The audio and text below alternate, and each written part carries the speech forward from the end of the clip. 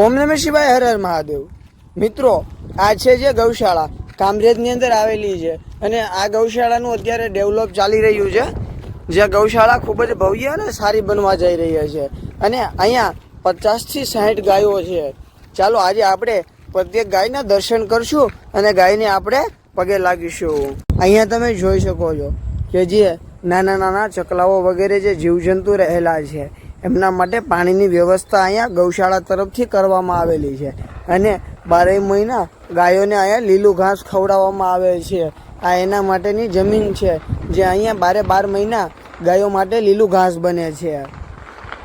પૂરેપૂરી ગૌશાળા છે નવસર્જન સેવા ચેરિટેબલ ટ્રસ્ટ, વાવ ગામ અને કામરેજની અંદર આવેલું છે।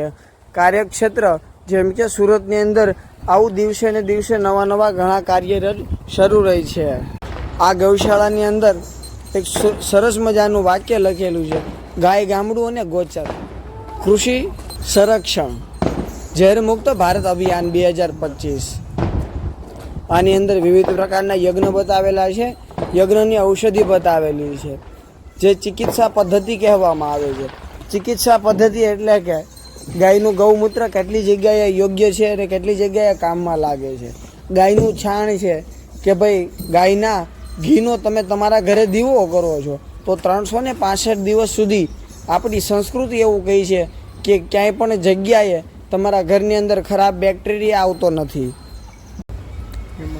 ગાવો વિશ્વસ્ય માતરઃ, ગાયને પૂરી વિશ્વની માં કહેવામાં આવે છે।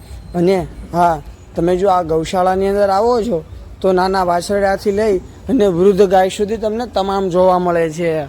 તમે દર્શન પણ કરી શકો છો ગાય માતાના।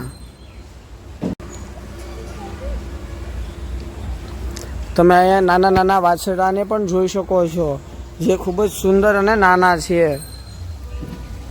આ ગૌશાળાએ આવી અને તમે અવશ્ય એકવાર મુલાકાત લેજો। ગાયોની હારે રહી અને તમને અને તમારા બાળકોને બંનેને આનંદ આવશે।